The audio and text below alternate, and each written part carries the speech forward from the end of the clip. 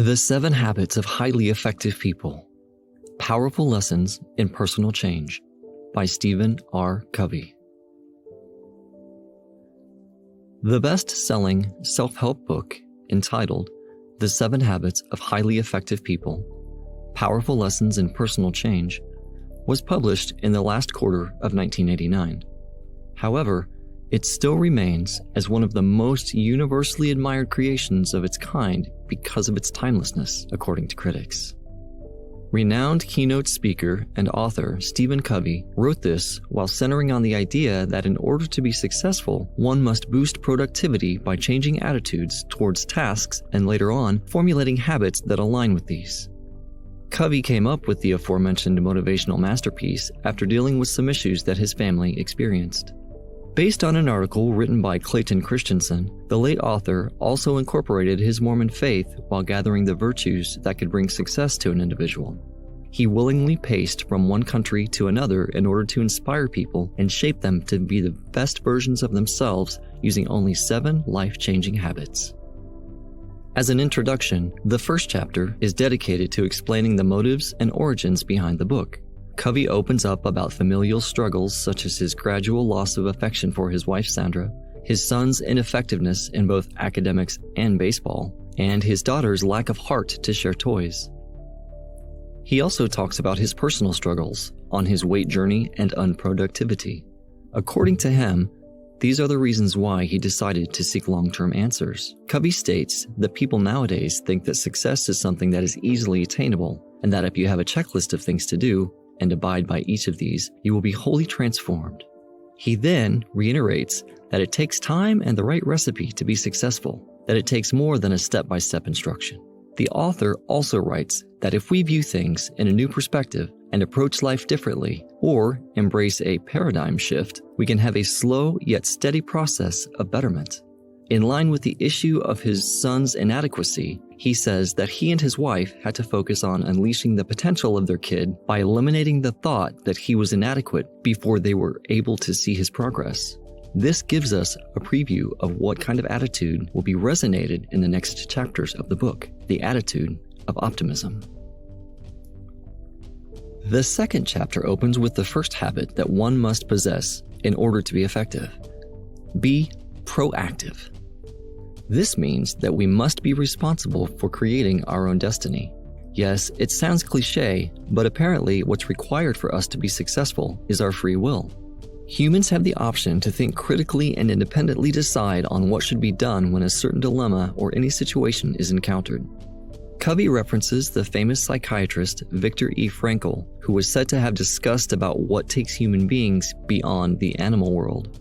There are claims that Frankl was not the one who should be credited, but rather the psychologist Roy May.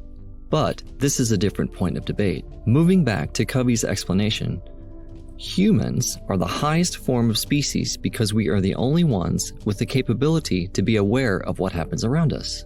When animals encounter a certain stimulus, they are expected to act a certain way based on their program. In comparison, we are capable of exercising our freedom as well as our imagination to know how we should respond to a given stimulus. Covey later on distinguishes between the haves and the bees. According to him, there are people who think that they can only be happy and successful when they have the things that they want. Meanwhile, the bees feel a sense of fulfillment when they become who they want to be.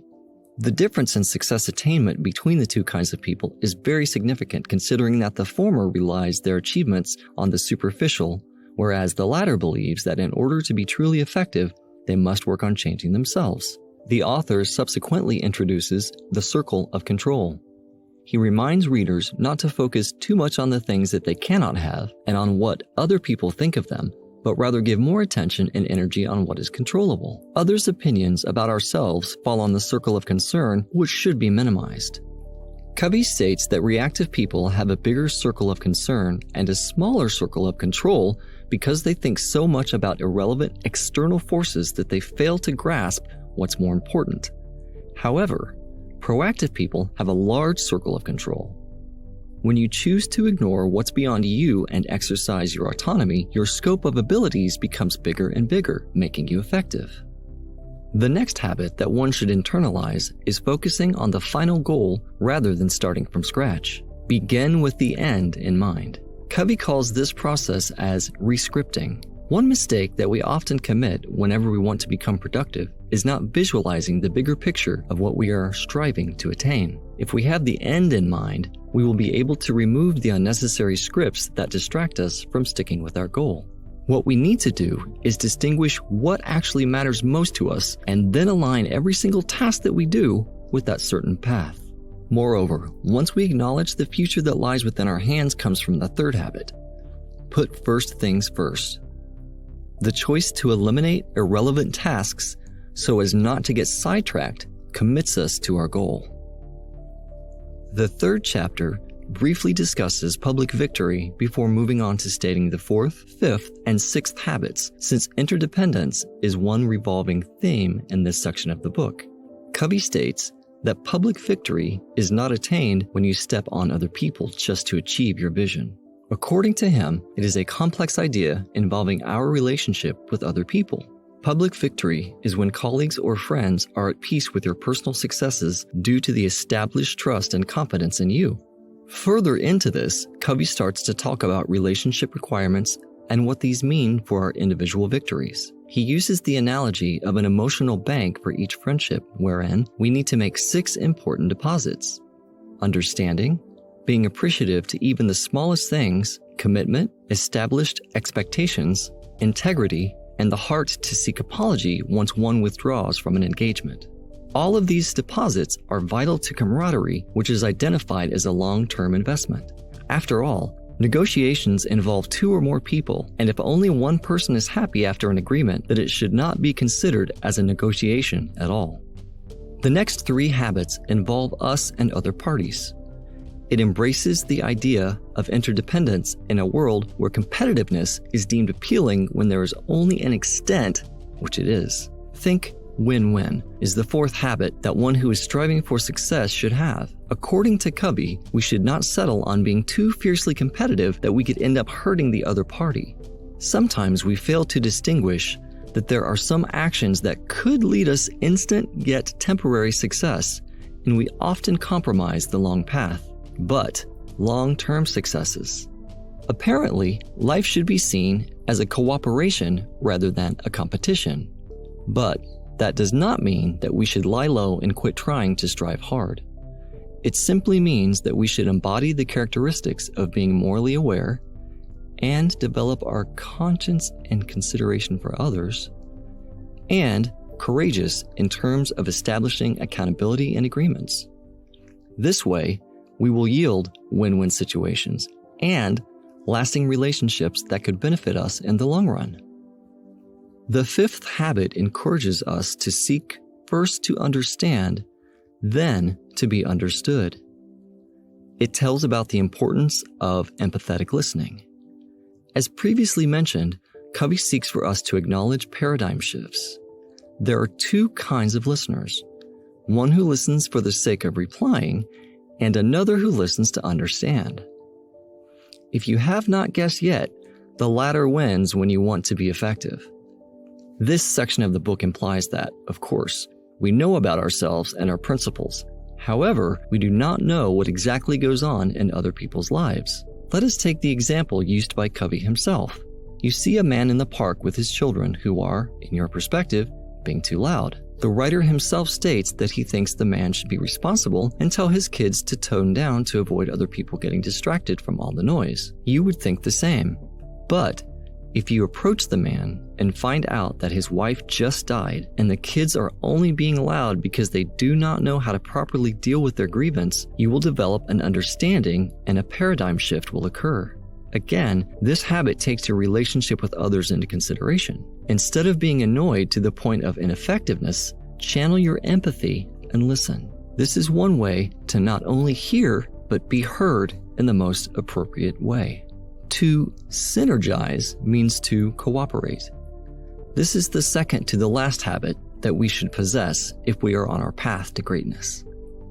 Earlier, it has been mentioned that we should both think about what would benefit others as well as us. Then, we should always try to consider their voices before we tell ours. All the previous habits, when combined, can form a synergy. This helps in achieving the maximum creativity, which cannot be attained when you try to do things in your own competitive way.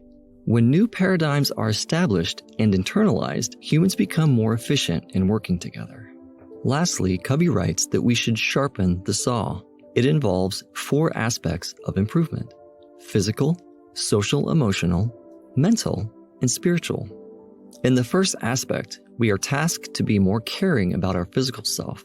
This can be done when we are nurtured with the essential nutrients and develop an active lifestyle via exercise, proper dieting, etc. This allows us to be more focused.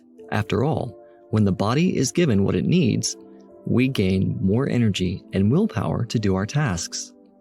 Next, social emotional is closely related to habits 4 to 6, which requires us to be considerate of our personal relationships with other people. In the previous chapters, he already establishes how this can be helpful in making us effective. The mental aspect requires us to work hard and strive for a better understanding via taking the time to study deeper and undergo formal education. Researching or even developing an interest to reading can greatly change how we think. Lastly, the spiritual aspect is most important in visualizing and setting our goals. It is by reading the scriptures or meditating that we can develop a sound internal environment for ourselves that can lead us to be more focused on attaining our ideal selves.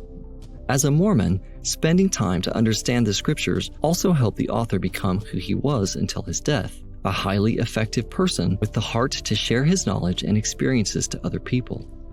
Basically, the final habit encourages us to balance our lives in the form of incorporating all the 6 previous habits. It may take time to develop this mindset, but success that comes on a silver platter is not success at all.